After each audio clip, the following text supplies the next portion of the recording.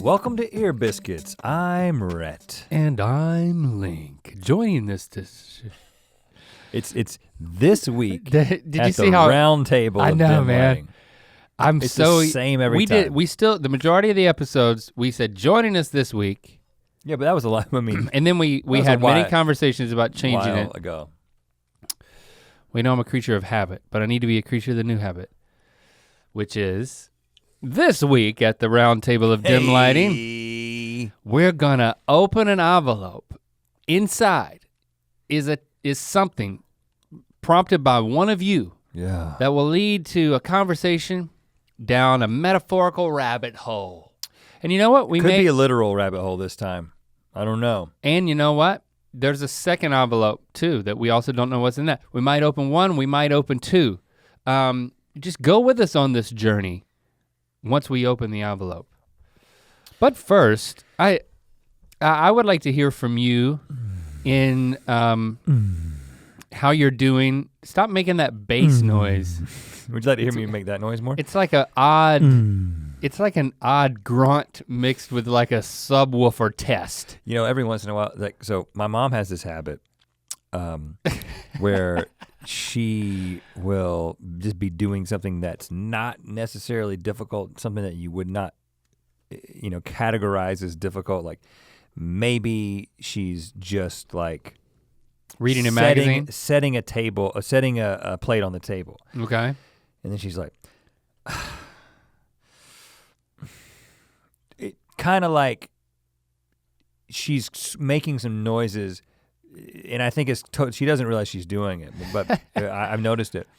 It's just kind of making like voices of effort, even though what you're doing doesn't require effort. And so Jesse pointed out that I have started doing that. It's just vocalizing effort. I'll just be in a room with her, and sometimes I'm just like, and she's like, "What's wrong?" I'm like, nothing. Did I do something? She said, "You just went," and I'm like, I guess it just runs in the family. It must. So I'm curious. Have you noticed this about me? Well, I thought you were doing it to distract me from the question because you don't want to answer. I'm happy to. I'm happy to answer the question. I'm curious because you've been 10 days being the mom and the dad in the house. I'm glad you rounded it up to 10, although it was just 8. I'm glad that you did that. If it seemed like a double digit. Well, I didn't know if that didn't include travel days. Yep. So it did. It included travel days. My wife. She went on an excursion. She went to find herself, and there was a question if she was going to come back, right? The details that you have associated with the trip are interesting to me. They're all incorrect. Okay. She had a friend who was going to Africa for work, and a good friend of hers, and she was like, "I'll go with you." So she went to South Africa. Had a great time. She went to Cape Town? Yeah. And there's no water there. That's just a side curiosity, but the main curiosity they're running out of water, yeah. I have is because she's How did back. I do? She did come back. She right? made it back, yeah. What do you mean she made it back? She decided to come back. She was always planning to come back, okay. But because South Africa. I don't really know what city. She was in Cape Town. I don't know what city's more dangerous than another, but it has a reputation for being a place that you just don't want to. You got to watch your back. She actually told me a story of. She just went out by herself one day, and she was in like a relatively quote unquote safe part of the city, but a place that wasn't necessarily known for like violent crime because there's a lot of violent crime and robbery and armed robbery there.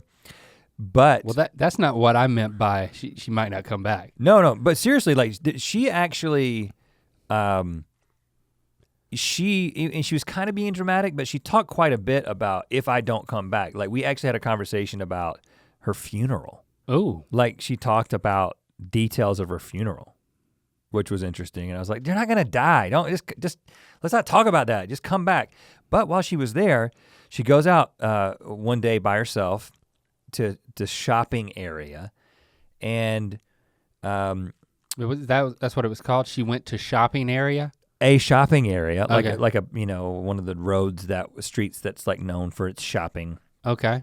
And there was a woman like a woman who kind of came up to her kind of aggressively asking for money. And was kind of following her, but she kept following her. Like it was one of those things where you kind of say, no, I'm sorry, I can't help, but they continued to follow. And then she was getting a little bit freaked out, and then they have these public safety officers. So I don't know exactly what this is, but it seems like there are these people who are not exactly cops, not exactly, civilians who are stationed all these places throughout the city that are kind of just there to make sure that everything is okay. They packing? And I didn't ask her that question because I was thinking that, do they have guns? But I don't know. All I know is that a public safety officer kind of came up and told this woman who was like aggressively coming after Jesse. Oh, wow. To like back off. And then she walks a little bit further and another public safety officer comes up to her and she had on a backpack. Jesse had on a backpack and had on a very, very small necklace, like a necklace you could barely even see. And the public safety officer was like, you need to turn your backpack around so that the pack is in the front and you need to take your chain and put it in your bag because somebody will come up and rip the chain off of your neck. Whoa. And then she was like, okay, I'm not going out by myself again.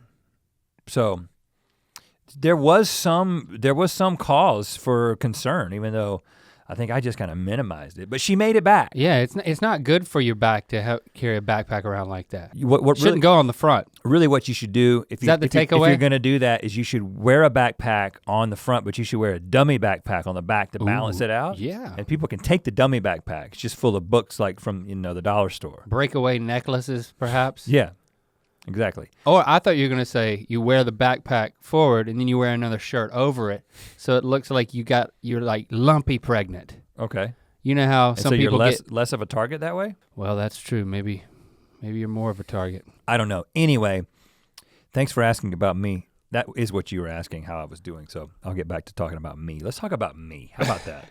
She had a harrowing experience on the streets of Cape Town. Let's talk about you. You had to raise your kids without her for 8 days. Now that's danger. You know, it was pretty smooth. I'm pretty hands off. And by that I mean things like, well, first of all, the kids have quite a few activities that they are involved in. Things that they do during the week, some weeknights, and there was some sporting events on the weekend, and I took care of all that. Everybody got to where they needed to be on time, and etc. But Uber? Yeah, I just put them in a Lyft. Okay. No, I carried them. I drove them. And incidentally, did you know that our friend Michael, who has the little dog? Yeah. He sent the dog to William's house in a Lyft. Did you know this? No. That's how he got the dog to William. Are you serious? He put the dog in a crate in a Lyft and sent it across town. When the Lyft shows up, you're explaining to the Lyft, hey, I'm not going, I just want you to take this crate with a dog in it to this house. And the driver didn't speak good English, and so he couldn't really, there was no real confirmation that everything was going to be okay, but it was just like, I have a dog, I put the dog in the car and I typed in the address, just take this dog to that address. It ended up working. The dog's fine, the dog made it. I wouldn't do that with my child though. I'd probably do that with Barbara. That's crazy seeing it. Anyway. Why didn't he just ride, because he didn't want to ride across town and then ride back? I think they were in a hurry to get out of town, and it was like the last minute thing was to get the dog over. Anyway, by hands off I mean things like. There is an Uber for kids though, by the way. There's an app, is there not, where you can put your kid in a car and it's a certified ride service. It's got like a bounce house in it or something? No, it's just a certified ride service for kids, for your children. And the drivers are like, they pass like a second level of test to be like I thought safe this around existed. children. I might just be thinking it needs to exist. Well, I have sent Locke about 2 years ago when he was like 12. He and his friend, who was a year older than him, we sent them about 5 miles in an Uber one time. And some people right now are thinking that is a horrible parenting decision. But once you ride in a couple of Ubers, I don't think so. It's nothing. I mean, and we vetted the guy, you know, like when he showed up. You looked at his stars? Well, he wasn't just highly rated, but like we had a conversation with him. And we talked about if there's if we feel anything weird at all about this driver, we're not gonna do this. We didn't feel anything weird. I'm pretty surprised you still did it. Really? Yeah. I don't know. Put a 12-year-old in an Uber? I'm a pretty like, I'm pretty hands-off. Was Jesse part of that decision? Yeah, Jesse was like that surprises me. Integral to the decision. Yes. Wow. I mean, especially because it wasn't that far. It's not like, I mean, you couldn't just take your kid. I don't remember the circumstances, but I remember thinking it was a great idea. We should do it more often. So when I was taking care of my kids, so Shepard is really he's got a Switch. He's got a Nintendo Switch and he spends quite a bit of time on that. Now, he has...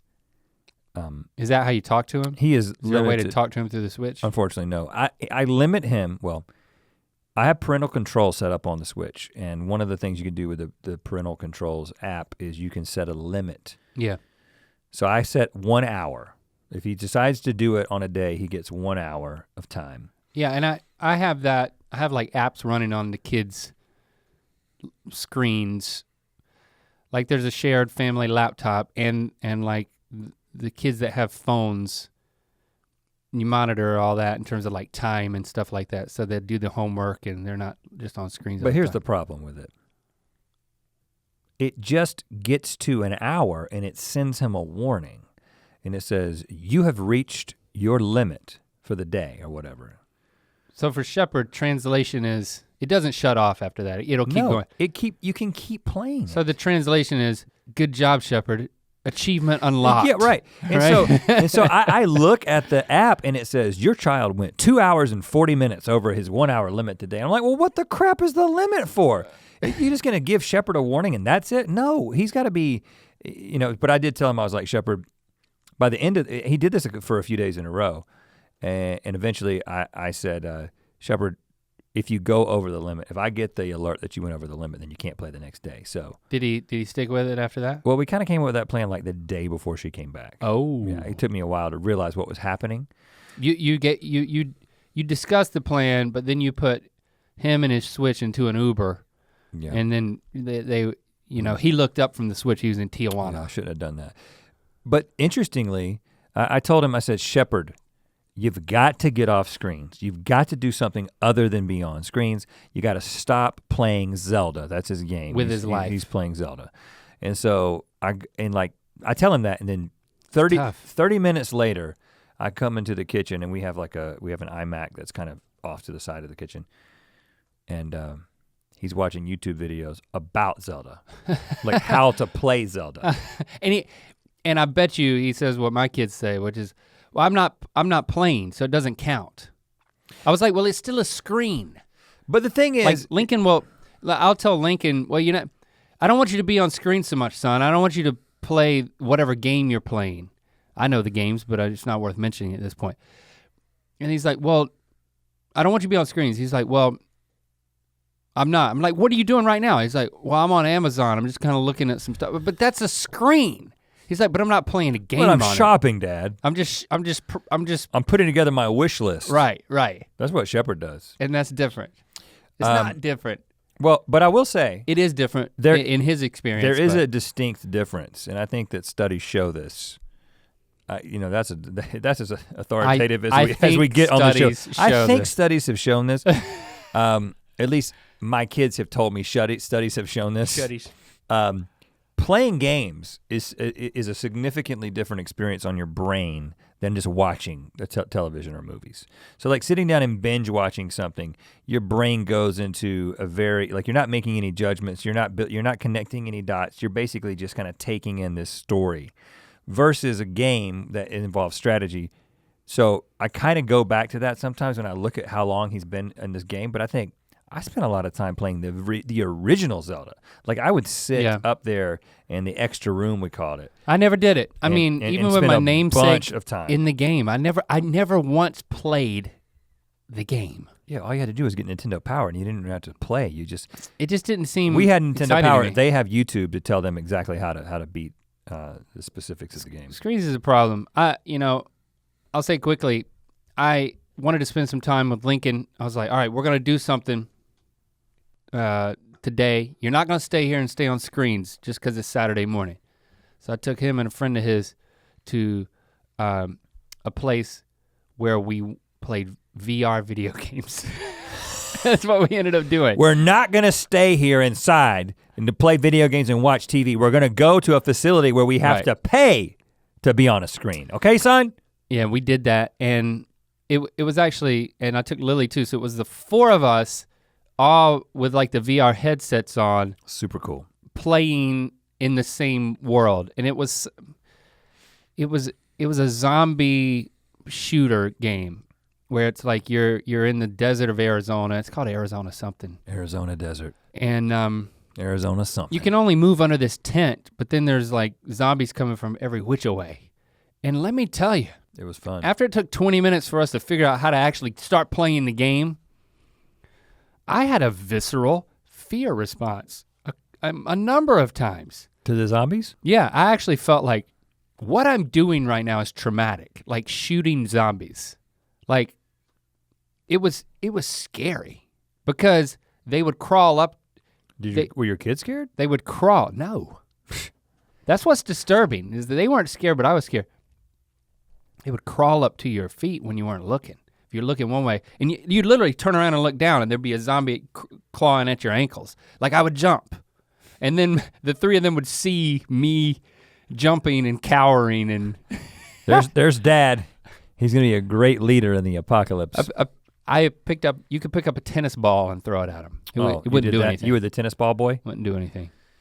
Yeah, I'm interested in doing Very that. intense.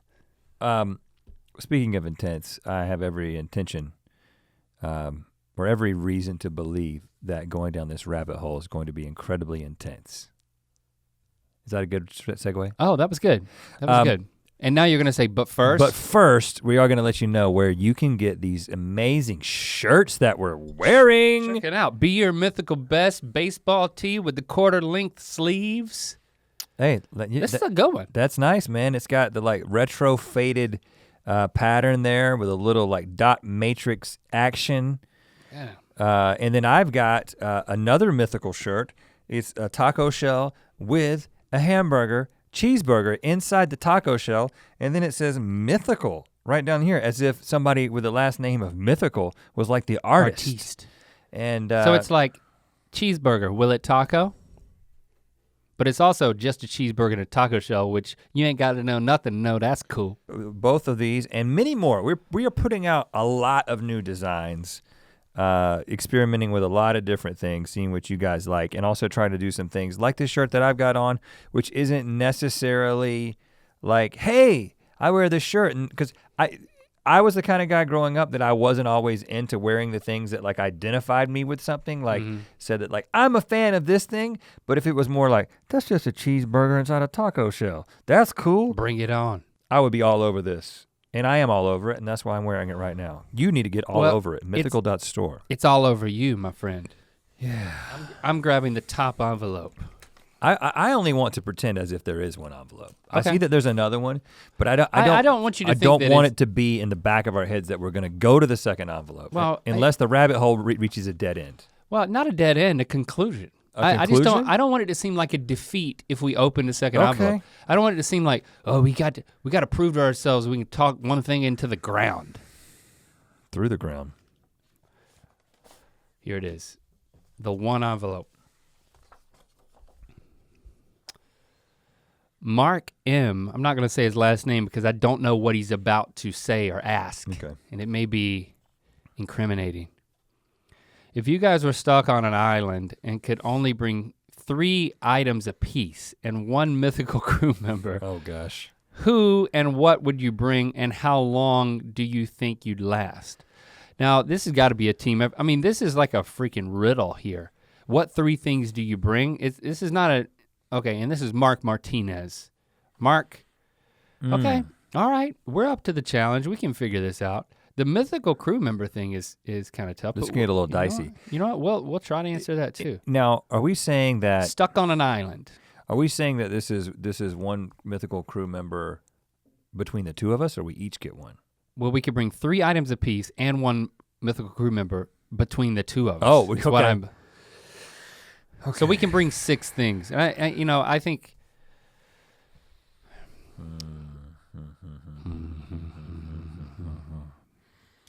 Well, yeah, I mean, you gotta. This is tough. You gotta have some, and I'm assuming this island, it's just like it's just is. I don't know what the terrain is. I don't know if it's jungle. I don't know if it's desert. I don't know if it's populated. Well, that would make but the implication is there ain't nobody there. Let's just assume that it is your typical. If we were stuck on Kauai, like South. I wouldn't have to. I wouldn't probably. I'd probably bring like some toothpaste. I think the implication is this is an island where there are no people other than you. He didn't say deserted, but let's just assume that. Stuck on an island. I mean, by your definition, we are currently stuck on an island. You know what I'm saying? Every continent is ultimately an island, right? So no. Oh, that's true. So this is like there's nobody there except the person that we're going to bring and the items that we're bringing with us. Right. Oh gosh. Well, at first I'm thinking something really sharp.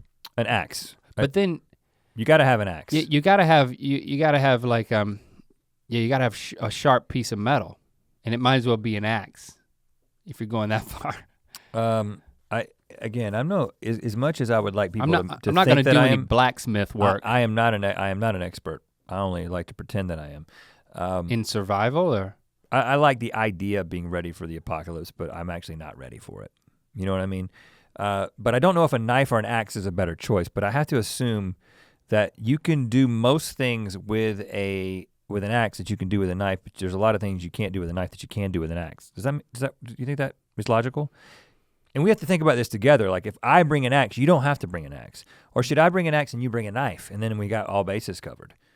Because you wanna like cut open like the pigs that we're gonna kill. right. And like, but I gotta I'm glad to hear the island has pigs. Well, every island's got pigs. When was the last time somebody crash landed on an island and there wasn't like a weird boar situation? Yeah. Well, some sort of animal that we can get our teeth around.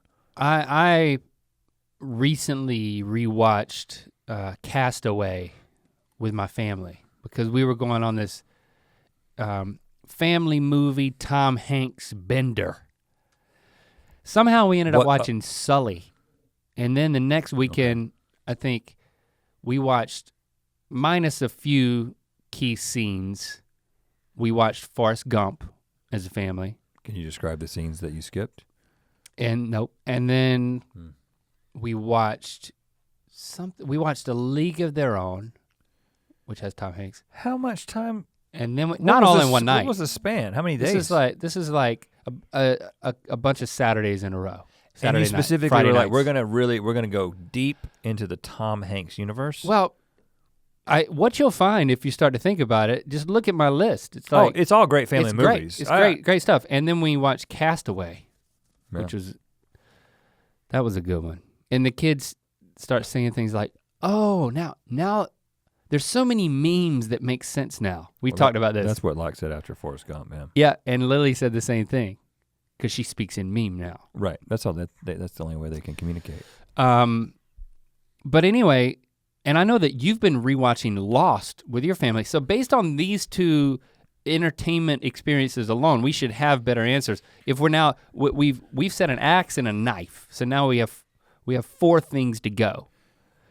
I guess a volleyball? Now for fun? Tom or for Hanks, companionship? because you talk about the whole starting a fire situation. Do you honestly think we could start fire Yeah. using friction? Well, no, we could start it with the butane lighter. That would be the third item that we bring. and it. Like, I mean, can you get? Does like a huge freaking butane refill count as part of the item? I think what we got to do is we got to get now. First of all, I do think that while we do have a fire with the butane lighter, we also need to be learning how to start a friction fire. But I think you got to approach this in 2 different ways. Right. One side of the problem is we have a fire that never stops. You know, like you've heard about this. Oh, like a pilot light? Well, I seem to remember that in some cultures that I've read about in the past, that it was like someone's job to always have the fire going. Like you always have a fire going. It's not that hard to start a fire, is it? That you don't want it oh my gosh, this thing has to be an eternal flame. Well, no, you want the fire burning at night as a signal because we don't want to be there forever. And you want it burning during the day, so you just don't want it to get too cold. But then we're teaching each other, not teaching each other, but we're trying out to learn. We're trying based on everything we've seen in movies to learn how to do the friction fire. So eventually, the butane lighter is just a backup for rainy days. Could we have an internet connection that like is the new version? Like a hotspot is the fourth item. Like we had access to the internet, but we didn't have any. But somehow. This is almost like a Black Mirror meets Lost situation where we couldn't gain rescue via the internet, but we could access it just like any normal person. I think that would be. I think that's what I'm gonna bring. Highly frustrating. No, because you got to bring a Wi-Fi. That's first of all, as realistic as this situation is. Right. That's all. That you're really. I think you're breaking the question apart. Because we can't have the internet. We can't have a functioning internet because now you're talking about we got electricity. Then I was just trying to hack the system, but yeah. So we got two knives and we got some, I think maybe we don't have something to start a fire. But if we don't get a fire started in the first month, we could die. First week probably. Water filter. Like a something micron, whatever the number is that you need. Remember that time that we went on a camping trip with roommate Tim. And he brought a water filter. And Tim is the college roommate of ours that he's the reason why the rat lived in the couch. He's the one that we say that he was always messy.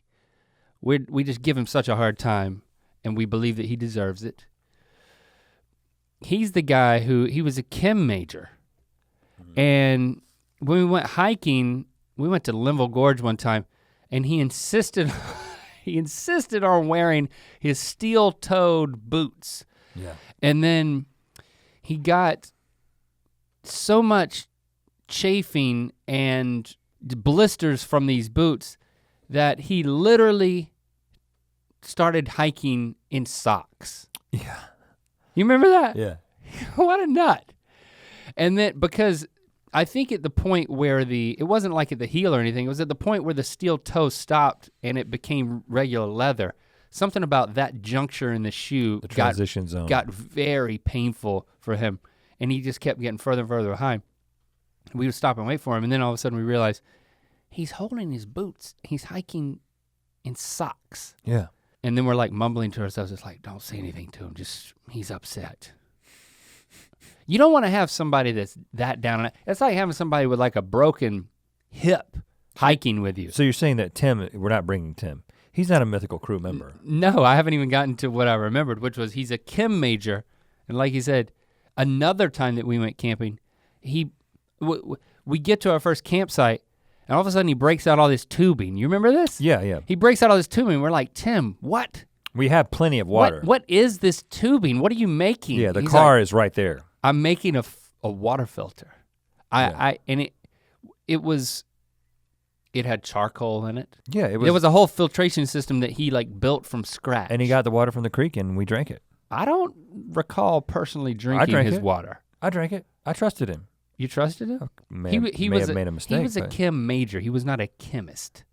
He was studying it. He had a water filter. It's not that advanced tech. It's not that. He had a lot to say about advance of a technology. Yeah, but he was also hiking in socks. I mean, at some point. I'd forgotten about that. but I'm thinking about the initial, like, because obviously we're talking like a life straw? We need to figure out a way to have like a sustainable water source. We need to find fresh water. We need to use the fire that we're gonna learn how to start with just friction to like sanitize the water. But there's a learning curve to all that, you know. So we gotta have. To me, it's less about thinking about all the things that are gonna work long term, because people might be like, guys, why are you using butane lighters and water filters? Is because we gotta make it 6 to 8 weeks just to get our bearings to develop a civilization. I'll tell you something else you need, and I think I learned this from time I used to spend with Bear Grylls on television. Oh, on television. You got to keep spirits up. You've got to actually believe you're gonna make it.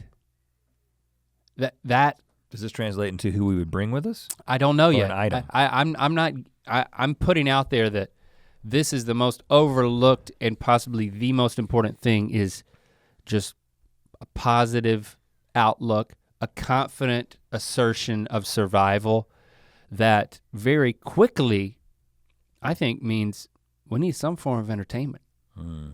You gotta have something besides tic-tac-toe in the sand with your toe. Like a bocce ball set? Like a bocce ball set. Because here's the analogy.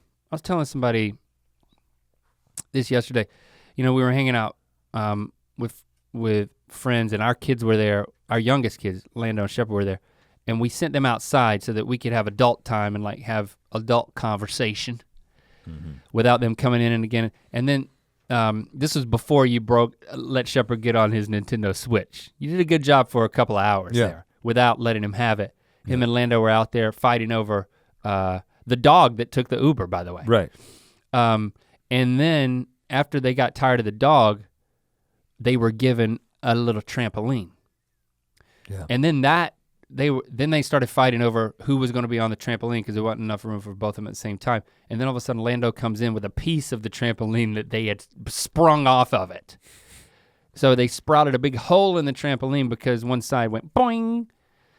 And when we were leaving later, it turns out that we were trying to put the trampoline back together because you wanna leave everything better than you found it.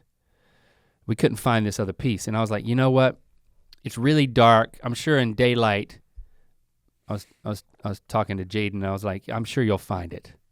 Is it like in other words, I'm not gonna stay here in the dark and help you look for it. It was a small, I never saw it. It was like a little plastic bracket that held. No, but it was a trampoline, like an exercise trampoline? Like that size? Yeah, but it was fancier than that and it had like little plastic brackets. But I said, I'm leaving, I'm not helping you look for this in the dark, but I'm sure you'll find it tomorrow in the light. But I said, you know what the key is?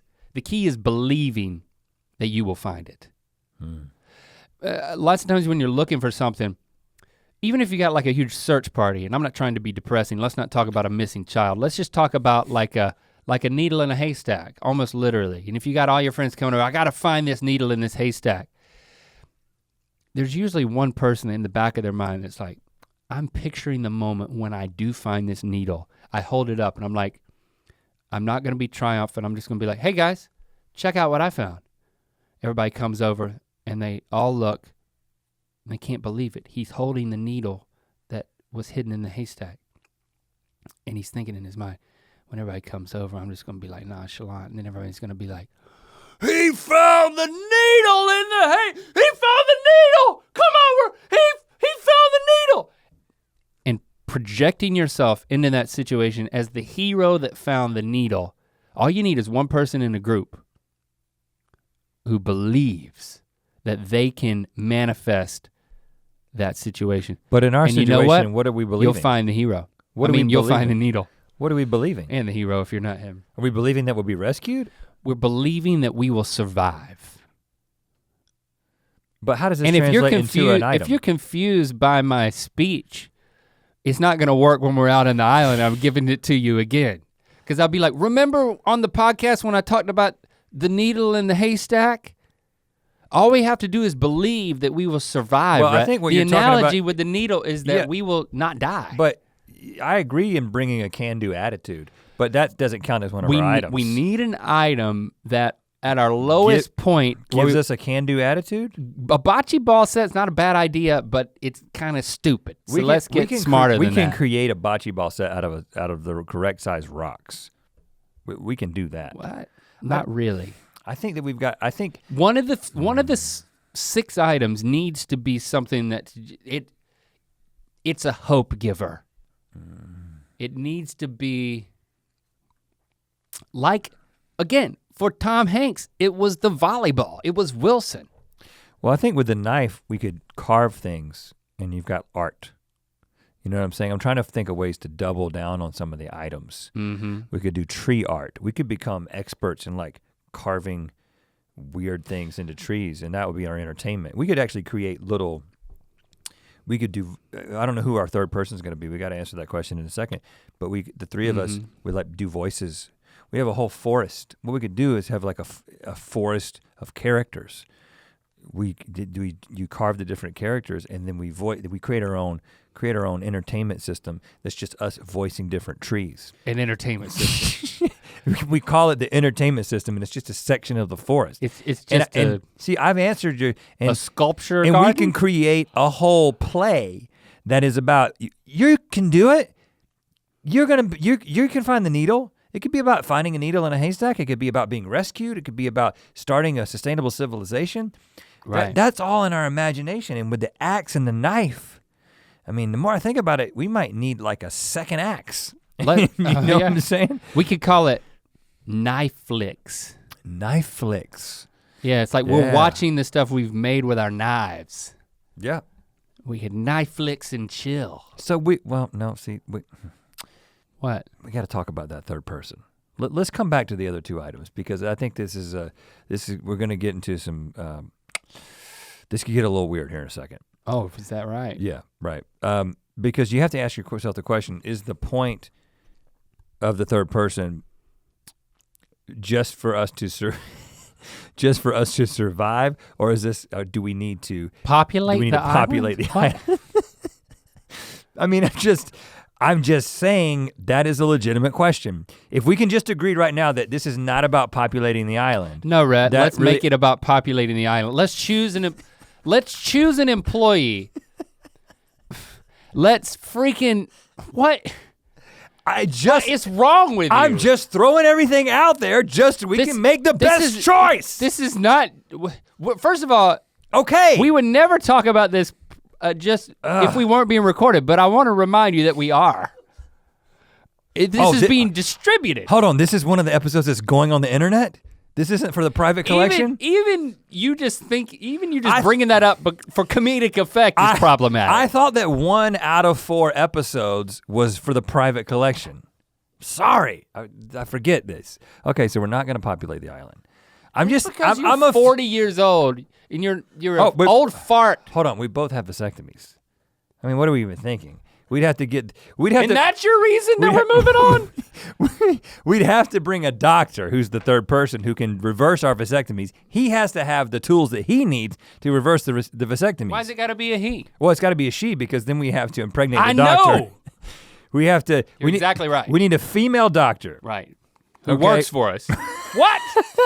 The medic.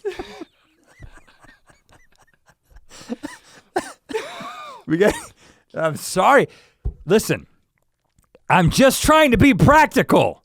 Gosh, you're the one who made it awkward. It's not Mars. We're not starting a civilization. We're just coasting the rest of our lives. This is a theater. And we're bringing along somebody who's gonna help us survive. Okay, then and boost morale. Okay, all right. You know what? Any mythical employee would be a great addition to our squad. But we have to pick one.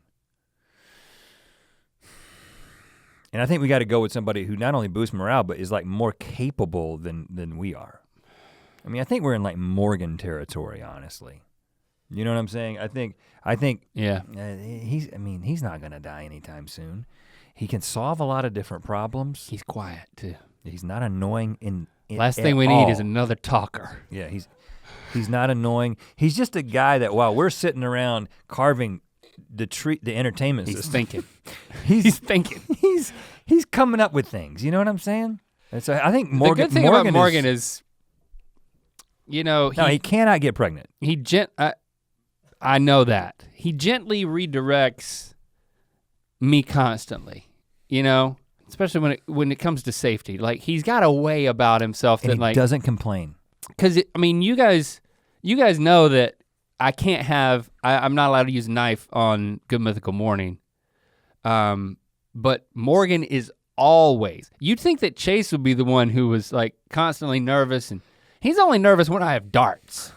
Like Morgan, before we start rolling on an episode, he'll like come up if there's anything that I could really hurt myself with, and like he always has a way to just kind of gently bring me to a realization of what's best for you. What's best for me. Yeah.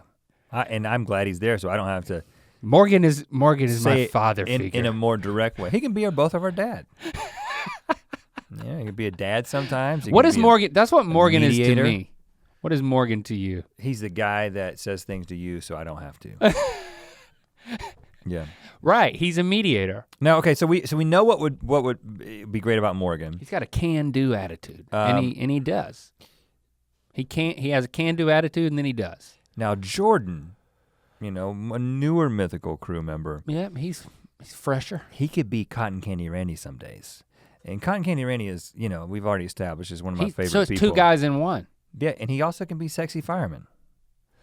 He did that one time. Right. And I'm sure he can probably invent new characters too. I don't know how capable he is. He's like from Orange County. He probably is not, good with an axe. Yeah. He's good with flip-flops, I bet. Yep, right.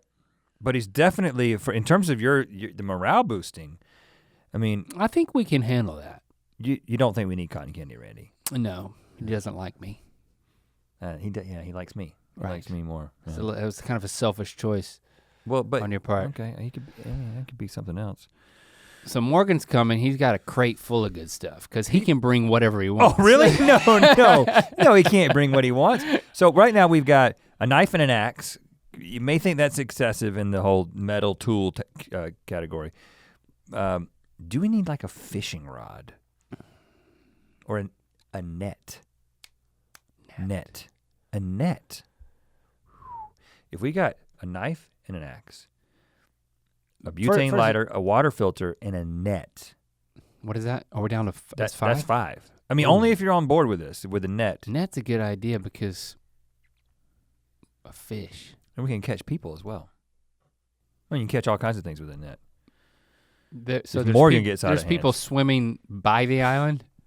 If there's like I don't know, if there's the others, speaking of Lost.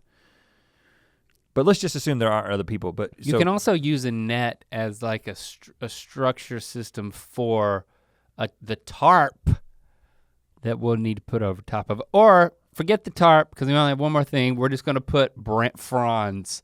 We're gonna put fronds over the net. And that's gonna be our idea for making shelter at first, until we realize that we can't fish with the net when it's our hut. And I've got what I think is the best possible item for the 6th item. Can I guess what it is by asking yes or no questions? I think I just need to tell you. Is it a packaged product? It's a yacht. Oh, it's a yacht. Well, that kind of spoiled my gamemanship there. See, with this type of attitude, our morale's gonna sink real quick. No! I instigate a game and you're like, well, spoiler alert, it's a yacht. It's a yacht. I could have said that first. Yacht, the gas guzzler. How much gas? We only have it's a yacht full of gas. Ooh, that's a quandary right there. It's a yacht full. So a yacht that we never want to use. No, it's a yacht we leave the island with. We don't even have to have this mental exercise, because we just take our yacht and go back to civilization. Do we have enough gas to get there? Yeah. Yeah. So I think we just solved it. I think we did. It's kind of an easy question. Morgan's there. He can probably drive a boat. Drive a boat. We're gonna give him special training. We're gonna get him on lynda.com yacht training series, video series. You want to go to the second envelope? I can tell. You do. I can tell. When you brought up the yacht, you were like, I'm done with this question. Mark, thanks for that. Thanks for helping us think through it. There's survivalists out there who have gouged their eyes out listening to that conversation. Oh, well, if you know anything about surviving, let us know how good our first 5 choices were. Yeah, that's what I want to know. Because I have no idea. This is from Myra. What is it about certain foods that makes them only fitting for certain times of day? Is there some bodily circadian rhythm related function happening that makes us only want pizza for dinner and not breakfast? This is a great question. I have thought about it. Well, first of all, you have thought about it? I have asked myself the question before, why is it that we limit ourselves to these these items for breakfast. Well, maybe this isn't the right way to do it, but instinctively I just want to point out the outliers that like I've eaten cold pizza for a late breakfast. So brunch maybe doesn't count.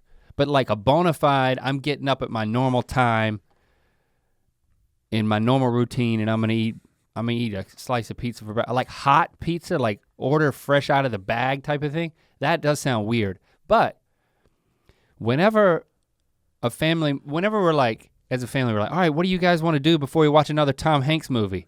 What do you want to eat for dinner? And if anyone says, breakfast for dinner, immediate eruption and celebration. What? Breakfast for dinner! Woo! It's like a gleeful subversion of all societal expectations rolled up into the perfect meal. And it's a beautiful thing to subvert dinner with breakfast, but subverting breakfast with dinner is just nasty. Right. So I think there may be a clue in this. Well, I think maybe we can zero in a little bit. What is it about eggs? Let's just talk eggs. Okay. How did eggs become associated with being eaten in the morning? The rooster crows. Right, so is it? And the hen lays. Is it the fact that, isn't it true that hens lay eggs every day? Like they lay an egg every day?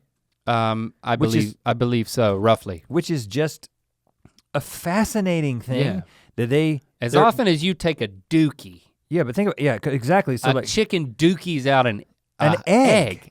A freaking egg that has a shell. And a lot of dookie too, by the way. Yeah, but in addition to the dookie, they have these little eggs that we can eat. Manufacturing centers for eggs. Now, you can leave it. Is it because you go out in the morning, you go to the chicken coop and you've got food for that day, like and you might as well just eat it now, and so we just begin to associate it as a culture with eating it in the morning? Because I'm gonna throw it into before refrigeration. So we're talking the cultural norm of eggs. But you can leave an egg out all day, easy. You can leave it, but not weeks or whatever. Days. You can store them up. You can leave it, a hen can lay only one egg in a day, and we'll have some days when it does not lay an egg at all. Right, so it's not like clockwork every single day, but they can lay an egg every day. It is possible. According to Jacob's laptop. I was in this, that's what I thought. I think it has some, I think maybe we should have brought Jacob with his laptop to the island. I'm sorry, you're sitting here the whole time and we didn't even consider taking you. That's one item and one person. Man, that had to have hurt. Can you drive a boat? I think Morgan's the better choice. Okay, right. Yeah, you agree with Morgan. I would take Morgan. Okay. Well, and you're glad we're not dragging you to the island. Because by the way, we freaking drug Morgan to the island. The whole time Morgan's like, guys, I could have been back living my life, but you chose me to exile on this island. He would hate us. You want to go back to the other question? I'm sorry, Jacob. Because I want you to come to the island. Because I think we're onto something here. I do too, go ahead. And the question is, are eggs, if we're right, now first of all. It's cultural norms, that's what I'm getting culturally, people eat different things in different places. When I was in Eastern Europe, I remember that they ate a lot of like salamis, like breakfast would often be like what we would call a charcuterie plate. You know what I'm saying? So like assorted cheeses and meats. And it isn't that we don't eat meat and cheese for breakfast, we do. But like the way that it was presented was very much like, this is new, this isn't the way that we think about breakfast. But in other cultures. They'll also serve that as dessert instead of dessert, like a charcuterie plate. Yeah, cheese can be part of dessert. Which is weird to me too. But is it the case that everywhere on Earth, eggs are a part of the breakfast meal? Because then it would hold what we just talked about. If it's true that the reason that eggs are associated with breakfast is because people go outside and the eggs are there and they're fresh and they just came out of the hen and then you go and you eat them, then that should be true throughout the world. Why wouldn't that apply just as much to dinner though? It's like the last meal, you know? Because you go out there and see if it laid an egg. It laid an egg. When I went to Granny Caps's house, which is my ex-stepdad's mom, every other Sunday when he was still married to my mom, we'd go to his mama's house for Sunday fried chicken. Well, first of all, occasionally the fried chicken would be one of her chickens that she had, of course, lopped the head off of and fried. But most of the time, store-bought chicken. But I would go out into her chicken coop after lunch every other Sunday and get the eggs for her. That's an experience I had. And what I'm saying is it was after lunch. It was after lunch. And she didn't go. But you could have gone in the morning. Well, I wasn't there. Well, okay. Maybe she left them for me as a treat for me to find. Let's approach this from a different way. So here in the U.S., there's a few things that we consider normal, right? If you get a salad, you have the salad before your meal, and then you have your main course, and then you have a dessert. Now, dessert, as we've actually talked about on the show before on GMM, scientifically, one of the reasons that you always feel like you have a little bit of room for dessert is your stomach actually responds differently to sugars and fats. So sometimes you're eating a meal that's got a lot of fats in it, a lot of animal protein, cheese, that kind of thing, and you kind of get to a place where you're like, I can't eat another bite of this burger. I can't eat another bite of this cheesy, fatty thing that I'm eating as my main course. And then somebody breaks out the chocolate pie, and you're like, oh, I got room for that. I'm gonna open up my dessert stomach. And you literally, scientifically do have a dessert stomach. It's not a second stomach, but when sugar hits your stomach, it actually causes it to expand a little bit. So it actually makes sense that you follow up fats with sugars. Now, salads, we start with salads, but that's a cultural norm here, but that's not a cultural norm elsewhere. I remember my sister-in-law who married Chris, who his dad is Palestinian and his mom is Lebanese. And like they kind of were introduced to a totally different cuisine, like Ashley was through this. And they were going to these meals and they were all eating like a salad after their meal. Really? Yeah. And I don't know if that was just something that was, again, I don't know if that was something that was isolated to them, but the sugar thing makes sense. But I think that our choices for when we eat things, I think a lot of it may just be completely determined by all these different factors. And if you just like raised a kid up and said, eggs are going to be associated with the evening, and then really hearty meals are gonna be associated with the very beginning of the day, I'm just throwing it out there. Do you think that would backfire? Do you think that trying to give somebody a really hearty, fatty, meaty meal at the beginning of the day is like their just body's not ready for it? So you gotta go with something a little bit lighter? Like cereal? Well, it could be debilitating.